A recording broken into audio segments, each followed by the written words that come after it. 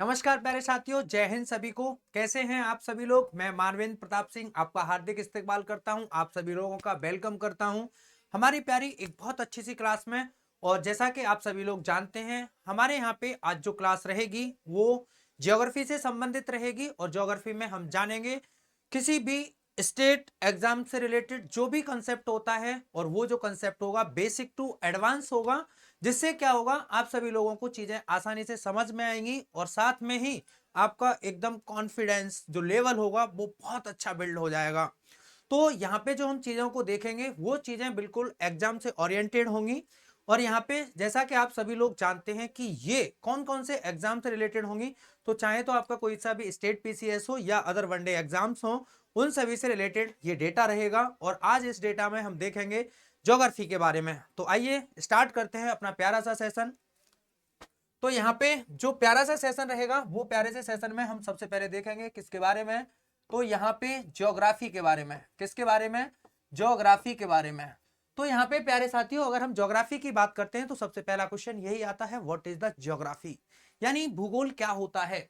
तो अगर हम भूगोल की बात करें प्यारे साथियों, तो यहाँ पे अगर हम भूगोल को देखें तो भूगोल क्या होता है, तो यहाँ पे ये दो शब्दों में हम इसे तोड़ते हैं। एक तो रहता है आपका जियो और दूसरा क्या रहता है, ग्राफिया। कहने का मतलब यहाँ पे ये दो शब्दों में तोड़ा जाता है, एक तो जियो और दूसरा ग्राफिया। यहाँ पे जियो का मतलब क्या होता है, तो जियो का मीन्स क्या होगा प्यारे साथियों, तो जियो का मीन्स होता है अर्थ। अर्थ को हम जानते हैं किसके नाम से, तो पृथ्वी के नाम से।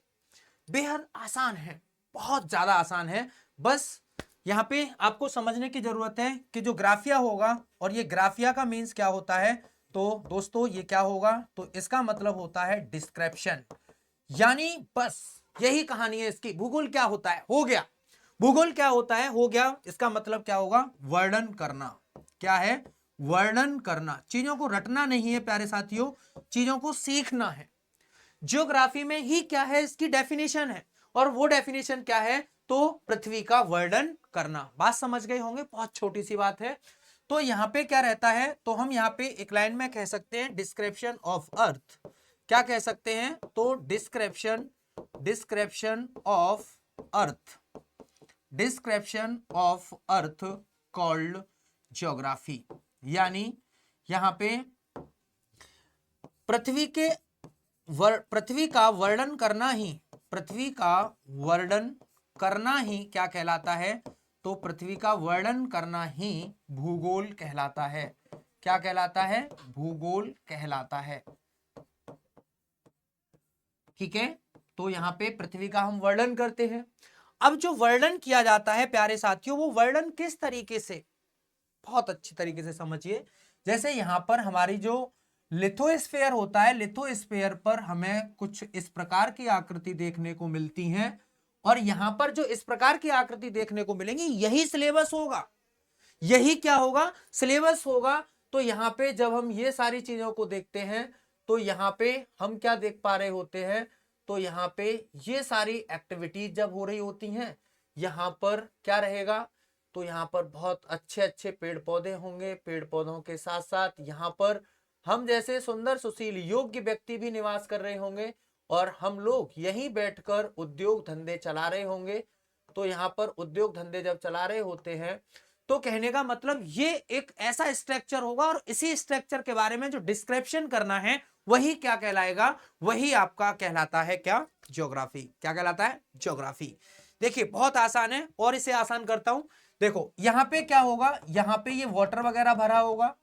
तो हमारी पृथ्वी पर जो वाटर भरा है, इसके बारे में जो वर्णन करते हैं, तो वो वर्णन किसके आधार पे किया जाता है, या तो देखो ये ओशियन का वाटर होगा, या फिर ये किसी सागर का यानी सी का वाटर होगा, या फिर ये किसी खाड़ी का वाटर होगा, जैसे खंबात की खाड़ी में, और यहाँ पे बंगाल की खाड़ी। बात समझ रहे हैं ना? ये क्या है, बिल्कुल प्लेन है। प्लेन का मतलब क्या होता है, प्लेन्स का मतलब होता है मैदान। यानी यहाँ पे हम क्या देखते हैं, जब कोई नदी वगैरह बहती है तो मैदानी क्षेत्रों में बहती है, उपजाऊ क्षेत्र होते हैं, यहाँ पर मैदान होते हैं। यहाँ पर क्या है कि ये बहुत ऊंचा पर्वत है, और इस पर ये क्या होगा, ग्लेशियर होगा। और इसी ग्लेशियर, ये ग्लेशियर जब यहाँ पे पिघलता है, तो पिघलकर प्यारे दोस्तों क्या बनता है, ये एक प्राकृतिक धारा बनती है, और ये धारा ही कहाँ जाती है? आपके सागर, महासागर और खाड़ी में। इसका नाम क्या होता है? तो इसका नाम होता है रिवर। और इसका नाम क्या होता है? तो इसका नाम होता है ग्लेशियर। इन सब का हम डिस्क्रिप्शन करेंगे किस में? ज्योग्राफी में। यहां पर ये जो ऊंचा क्षेत्र है ये क्या कहलाता है? तो प्यारे साथियों ये कहलाता है माउंटेन। क्या कहलाता है? माउंटेन। अगर आकार में छोटा होगा और इसकी हाइट थोड़ी कम होगी तो ये क्या कहलाएगा? हिल्स कहलाएगा।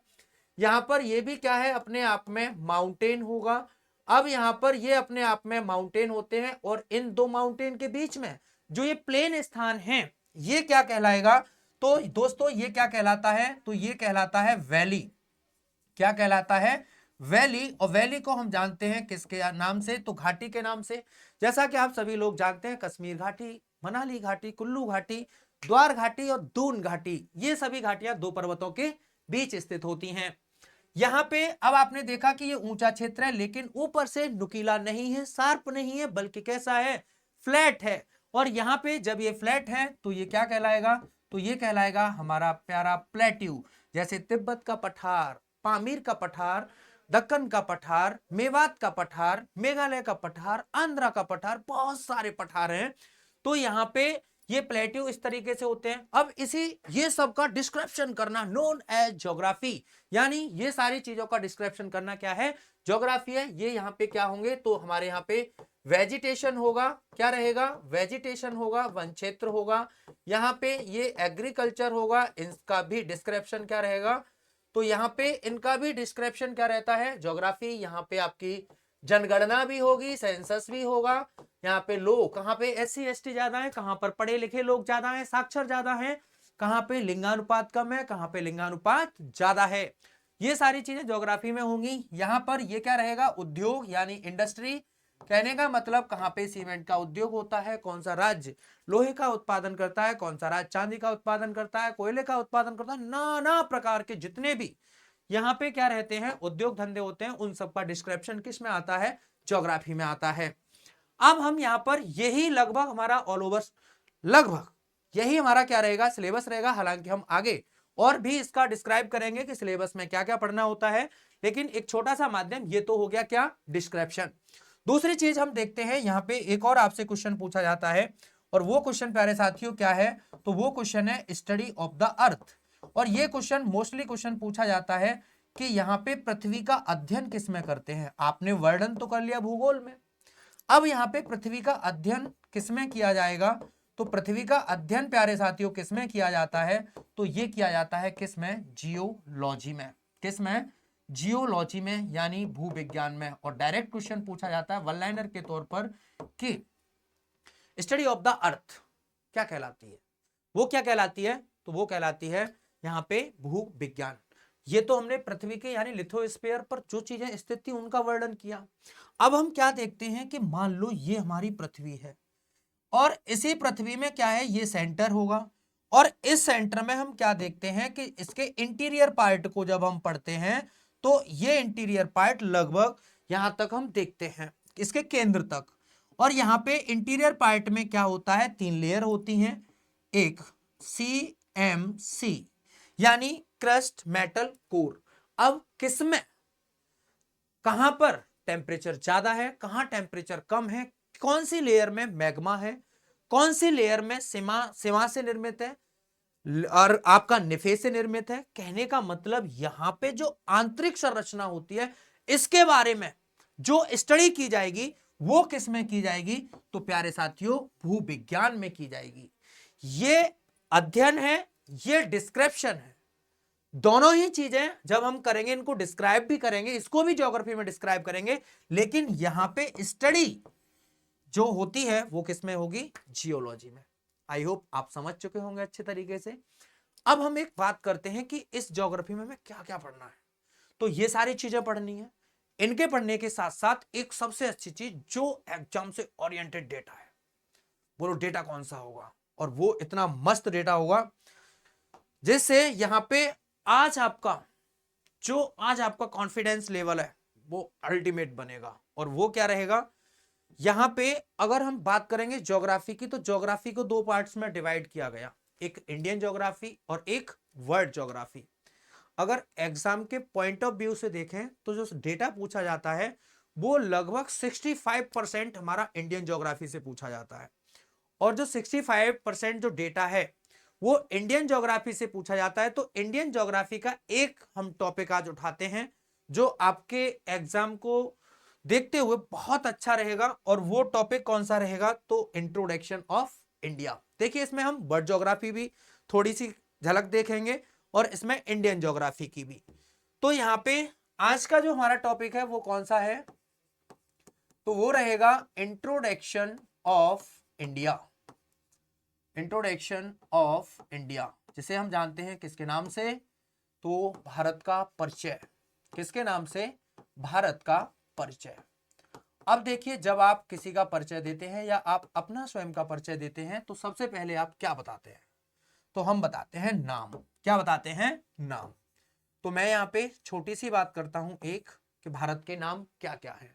सबको पता होगा भारत का नाम इंडिया है। हाँ साहब, है इंडिया। भारत का नाम क्या है? इंडिया। ठीक है। दूसरा नाम भारत का क्या है? हिंदुस्तान। दूसरा नाम क्या है? हिंदुस्तान है। बोले ठीक है साहब, हिंदुस्तान। तीसरा नाम बताओ। तीसरा नाम भारत का भारत है। तो यहां पे तीसरा नाम भारत का क्या होगा? तो तीसरा नाम भारत का भारत होगा। क्या होगा? भारत होगा। चौथा नाम यहां पे क्या है? तो ये आर्यावर्त होगा। क्या होगा? आर्यावर्त। आर्यावर्त यहां पे एक नाम है जो संस्कृत भाषा का भी नाम है, आर्यावर्त। और जो पांचवा नाम है वो कौन सा है? तो वो होगा जम्मू द्वीप। कौन सा होगा? जम्मू द्वीप। ऐसा नाम जिसका उल्लेख हमने अपने पुराणों में, अपने ग्रंथों में किया है, यानी भारत को जम्मू द्वीप के नाम से भी जाना जाता है। तो ये लगभग हमारे नाम हो जाते हैं। इनका हम डेप्थ बारे में, यानी गहराई में, इनके बारे में हम नेक्स्ट वीडियो में देखेंगे। लेकिन यहाँ पे आप अभी याद रखिएगा कि भारत के क्या क्या नाम हैं। दूसरी कंडीशन, आप दूसरा क्वेश्चन क्या पूछेंगे इंट्रोडक्शन में? तो दूसरा क्वेश्चन पूछते हैं कि भैया आप कहां से आए हो? तो वेयर आर यू फ्रॉम। ऐसे ही अब आपसे पूछा जाएगा कि जो लोकेशन है इंडिया की वो क्या है। तो यानी यहां पे इस इंट्रोडक्शन में हम क्या देखते हैं? तो हम इस इंट्रोडक्शन में देखते हैं लोकेशन ऑफ इंडिया। क्या देखेंगे दोस्तों? लोकेशन ऑफ इंडिया, यानी भारत की अवस्थिति। और आपसे सीधे सीधे क्वेश्चन पूछा जाता है तो भारत की अवस्थिति, कि भारत कहां स्थित है या भारत की अवस्थिति है। तो यहां पे अगर आपसे क्वेश्चन पूछा जाता है तो आप उसका आंसर क्या करते हैं? तो भारत की अवस्थिति कहां है? तो यहां पे भारत की अवस्थिति होती है क्या? उत्तरी पूर्वी गोलार्ध। उत्तरी पूर्वी गोलार्ध। कहने का मतलब हमें ये क्वेश्चन थोड़ा सा रटा हुआ है और यहां पे इसको हम कह सकते हैं northern eastern hemisphere. Northern eastern hemisphere. अब यहां पे जो नदर्न ईस्टर्न हेमिस्फीयर है ये कहां से आए? ये विडंबना है। तो यहां पे अगर किसी देश की स्थिति को जानना हो तो हम किसका प्रयोग करते हैं? तो हम किसका प्रयोग करते हैं? अगर किसी देश की स्थिति को जानना हो तो हम भैया प्रयोग करेंगे किसका? तो हम प्रयोग करेंगे ग्लोब का। अगर किसी भी देश की स्थिति को जानना है, आखिरकार ये ग्लोब क्यों बनाया गया, क्या जरूरत पड़ गई ऐसे जो महान वैज्ञानिक मार्टिन बेहम को कि भैया ग्लोब बनाना पड़ा? क्योंकि यहां पे आप जब भी किसी देश की स्थिति को जानना चाहते हैं तो आपको ग्लोब की आवश्यकता पड़ेगी। तो यहां पे जो ग्लोब है, ये ग्लोब, सबसे बड़ी बात है, ये ग्लोब है क्या? What is the globe? तो यहां पे जो ग्लोब रहेगा, अगर हम ये देखें कि ये ग्लोब क्या है, तो दोस्तों ये होता है मॉडल ऑफ अर्थ। क्या होता है ये? Model of earth. बिल्कुल पृथ्वी का प्रारूप है, जैसा पृथ्वी का आकार है जियोइड शेप का, ऐसा ही ये है। तो इसको हम क्या कहते हैं? तो ये है भैया पृथ्वी का प्रारूप।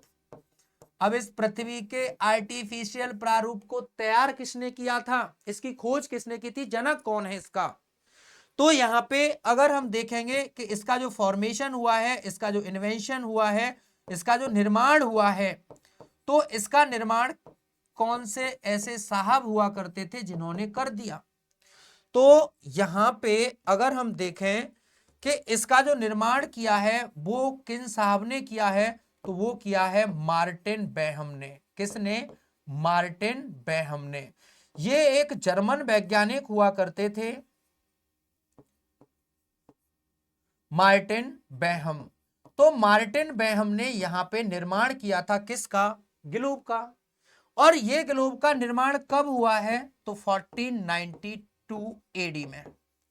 विशेष बात बताऊं विशेष बात क्या है कि इन्होंने जो बनाया था, क्या इस पर आपके सातों कॉन्टिनेंट थे? नहीं थे ना। पूछो क्यों?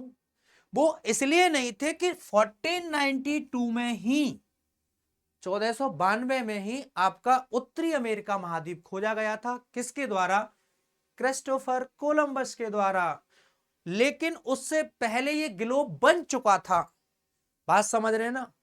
मार्टिन बेहम ने जब ये ग्लोब तैयार किया था तो इस पे 6 महाद्वीप थे, 7 नहीं थे। और कौन सा एब्सेंट था इसमें जिसका डिस्क्रिप्शन नहीं किया गया था? तो वो था उत्तरी अमेरिका, यानी नॉर्थ अमेरिका, जिसकी खोज 1492 में हुई, लेकिन उससे पहले ये बन चुका था। तो आपसे क्वेश्चन पूछा जाता है कि ग्लोब के निर्माण के समय कौन सा महाद्वीप का उल्लेख नहीं था, वर्णन नहीं किया गया था? तो नॉर्थ अमेरिका का। बात समझ गए? बिल्कुल। अब ये मार्टिन बेहम ने, मतलब ऐसा इन्हें कौन सा गुरुमंत्र मिला जिससे इन्होंने ये बना दिया? तो यहां पे अगर मैं बात करूं कि इसका जो कंसेप्ट है ये कहां से लिया गया, यानी अवधारणा कहां से ली मार्टिन बेहम ने, तो यहां पे ये पहला ही नहीं था। ईसा मसीह के जन्म से 150 वर्ष पहले, 150 वर्ष पहले यहां पे एक स्थानीय ग्लोब बन चुका था, जिसको बनाने वाले कौन थे? तो भैया इसको बनाने वाले कौन थे? तो यहां पे 2 व्यक्ति हुआ करते थे जिनका नाम था क्रेटस व मेलस। क्या नाम था? क्रेटस व मेलस। इन्हीं के कंसेप्ट से यहां पे प्रभावित हुए मार्टिन बेहम। इन्होंने क्या बनाया था? इन दोनों ने बनाया था स्थानीय ग्लोब, जो आज आपको देखने को नहीं मिलता। स्थानीय ग्लोब यानी लोकल ग्लोब का फॉर्मेशन इन्होंने किया, और इन्हीं के कंसेप्ट से प्रभावित हुए थे मार्टिन बेहम, और इन्हीं के कंसेप्ट से मार्टिन बेहम प्रभावित हुए, देन इन्होंने बना दिया। तो इन्होंने जो बनाया तो इसका नाम क्या दिया? तो इन्होंने जो मार्टिन बेहम ने जो नाम दिया था, तो इन्होंने क्या इसको वास्तविक नाम दिया ग्लोब? सॉरी फॉर दैट, नहीं दिया था। इन्होंने क्या कहा था? एडाफेल। इसको क्या नाम दिया था? एडाफेल। जर्मन लैंग्वेज में इन्होंने जो नाम दिया इस ग्लोब को, वो क्या नाम दिया था? एडाफेल। एडाफेल का मीन्स क्या होता है? तो इसका मीन्स होता है पृथ्वी का सेब। पृथ्वी का सेब यानी एप्पल ऑफ अर्थ। बात समझ रहे होंगे? एप्पल ऑफ अर्थ किसे कहते हैं? तो एडाफेल को कहते हैं। एडाफेल अपने आप में क्या है? ग्लोब है, जो किसके द्वारा निर्मित है? मार्टिन बेहम के द्वारा। बात समझ गए? तो कई सारे क्वेश्चन है कि पृथ्वी का सेब किसे कहते हैं? ग्लोब को कहते हैं। ये कंसेप्ट जो था ग्लोब वाला, ये कहां से लिया? क्रेटस ओवमेलस से। इन्होंने कब ग्लोब बनाया था? तो इन्होंने 150 बीसी में, यानी ईसा मसीह के जन्म से 150 वर्ष पहले ग्लोब बनाया था, स्थानीय ग्लोब, जो आज की डेट में नहीं है।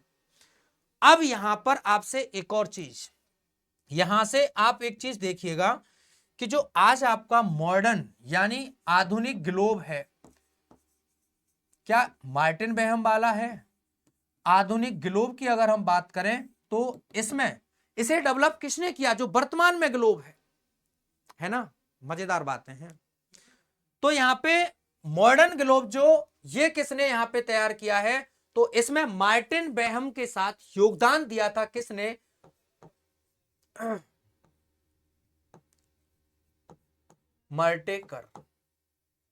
मर्केटर ने। किसने? मर्केटर ने। तो यहां पे एक व्यक्ति हुआ करते थे जिनका नाम क्या था? मर्केटर। तो मर्केटर के योगदान से आज हमारा आधुनिक ग्लोब तैयार हुआ। बात समझ गए ना? आज की डेट में यहाँ पे जो आधुनिक ग्लोब है, जो हमारे पास आज का ग्लोब है, वो मर्केटर के योगदान से है। अब इसमें आपसे क्वेश्चन पूछेगा कौन सा, वो क्वेश्चन कौन सा होगा कि ग्लोब की खोज किसने की, ग्लोब की खोज किसने की, तो who was the inventor of globe. तो यहां पे खोज किसने की है, तो आंसर वही होगा जो हम पहले पढ़ रहे थे, मार्टिन बेहम, इन्होंने ही तो बनाया था। अब यहां पे अगर आपसे पूछा जाए कि ग्लोब का जनक, who was the father of globe, तो जनक कौन है, तब भी आंसर यही होगा। बात समझ गए, तब भी आंसर क्या रहेगा, आंसर यही रहेगा। अब बढ़ते हैं हम आगे। ये जो ग्लोब है, ये जो ग्लोब रहेगा दोस्तों, ये ग्लोब क्या है, तो इस ग्लोब पर क्या किया जाता है, देखो ध्यान से समझिएगा। जो ग्लोब होगा, इस पर मर्केटर साहब ने, जो ग्लोब है आपका, इस ग्लोब पर हमारे जो भूवैज्ञानिक थे, इन पर इन्होंने क्या किया, इस ग्लोब पर, तो इस ग्लोब पर दो तरह की रेखाओं को ड्रॉ किया। कितने तरह की, दो तरह की रेखाओं को ड्रॉ किया था। जो ये रेखाएं वास्तविक नहीं थी, रियल नहीं थी, बल्कि कैसी थी, इमेजिनरी। कैसी थी, तो ये इमेजिनरी थी। कैसी रेखाएं हैं ये, तो इमेजिनरी लाइन है, यानी ये काल्पनिक रेखा हैं। आपसे क्वेश्चन पूछा जाता है कि ग्लोब पर जो रेखाएं हैं वो कैसी रेखाएं हैं, तो वो काल्पनिक है, सिर्फ और सिर्फ इमेजिन किया गया है लोकेशन को जानने के लिए। सिंपल, मजे आ रहे हैं ना। देखो अभी काल्पनिक रेखाएं कौन कौन सी हैं, तो ये दो टाइप की हैं। दो टाइप की कौन सी हैं, एक तो है हॉरिजॉन्टल, कौन सी है, हॉरिजॉन्टल। दूसरी रेखा कौन सी है, तो दूसरी रेखा है वर्टिकल। कौन सी है दूसरी, वर्टिकल। अब ये हॉरिजॉन्टल जो रेखा है, ये क्या कहलाती है, तो ये कहलाती है लैटिट्यूड। क्या कहलाती है, लैटिट्यूड, यानी अक्षांश। ये रेखा क्या कहलाती है, तो ये कहलाती है लॉन्गिट्यूड।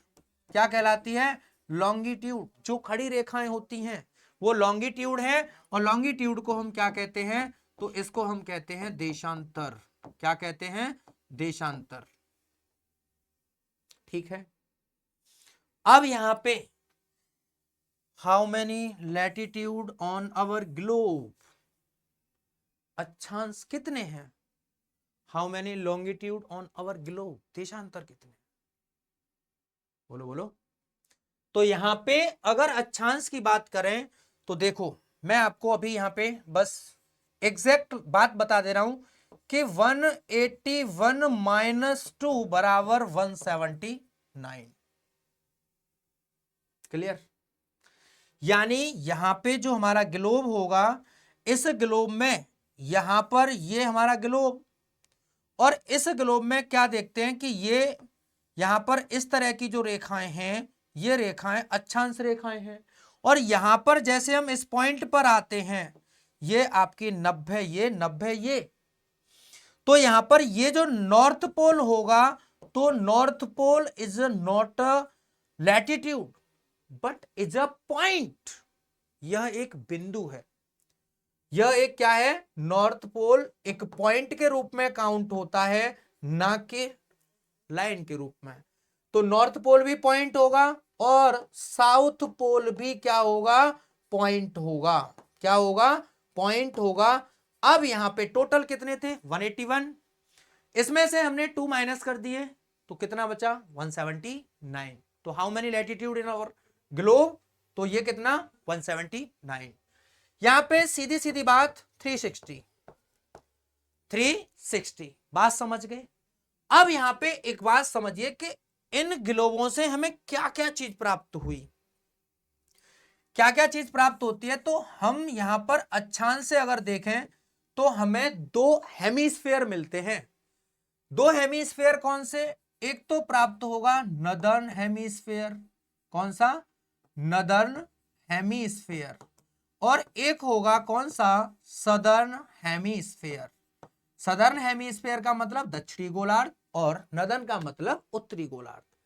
इस लॉन्गिट्यूड से हमें क्या प्राप्त होता है, तो लॉन्गिट्यूड से क्या प्राप्त होगा, इससे भी हमें दो गोलार्ध मिलेंगे। अब वो दो गोलार्ध कौन से होंगे, तो एक होगा आपका ईस्टर्न हेमिस्फेयर, ईस्टर्न हेमिस्फेयर, और दूसरा होगा वेस्टर्न हेमिस्फेयर, वेस्टर्न हेमिस्फेयर, यानी पूर्वी गोलार्ध और पश्चिमी गोलार्ध। तो यहां पे अब हम जैसे देखें कि यहां पे हम नेक्स्ट बात करते हैं, जैसे यहां पे हमारा एक ग्लोब है ये, और इस ग्लोब में मैं देखूं कि ये एक गोला है, और इस गोले में मैंने क्या किया कि 0 डिग्री पर एक लाइन ड्रॉ कर दी, और इस लाइन का मैंने नाम क्या दे दिया, तो इस लाइन का मैंने नाम दिया क्या, इक्वेटर। क्या नाम दिया, इक्वेटर, यानी भूमध्य रेखा जो इस पृथ्वी को दो बराबर भागों में बांटती है। अब भूमध्य रेखा से ऊपर क्या है, नॉर्थ, और ये क्या है, साउथ। तो ये नॉर्थ में नदर्न हेमिस्फीयर हुआ, ये साउथ में तो सदर्न हेमिस्फीयर हुआ। ऐसे ही इसी ग्लोब पर मैं जब अगली बात करूंगा, तो यहां पे इसी ग्लोब पर मैंने क्या देखा कि अब मैं लाइन ऐसे ड्रॉ करूंगा, जो मेरी कैसी लाइन होगी, वर्टिकल होगी, देशांतर कहा जाएगा। ये क्या है, अक्षांश है, ये क्या है, देशांतर है। ये 0 डिग्री पे हुआ, तो इसने भी तो इस गोले को दो भागों में बांटा, तो ये ईस्टर्न हेमिस्फीयर हो जाएगा और ये वेस्टर्न हेमिस्फीयर हो जाएगा। बात समझ गए ना, बिल्कुल बहुत आसान है। अब यहां पर ये जो सेक्टर है, तो यहां पे अगर मैं बात करूं, तो यहां पे आपने क्या देखा कि ये जो सेक्टर रहेगा,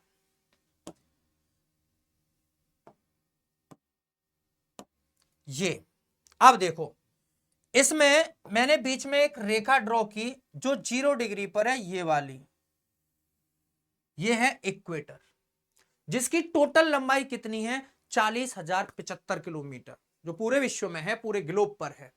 ये नदर्न हेमिस्फीयर हो गया। अब इसी नदर्न हेमिस्फीयर पे मैं क्या करता हूं, तो मैं यहां पर एक और रेखा ड्रॉ करता हूं। तो यहां पे मैं कहां तक चलूंगा, तो मैं चलूंगा 23 कितने डिग्री तक, तो 23.5 डिग्री तक, 23.5 डिग्री तक नॉर्थ हेमिस्फीयर में।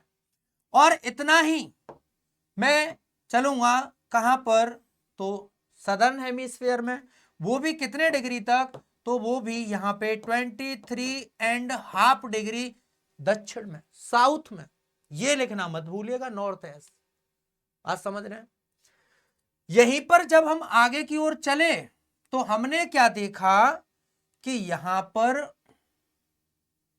एक कुछ इस आकृति में यहां अवस्थित था एक देश।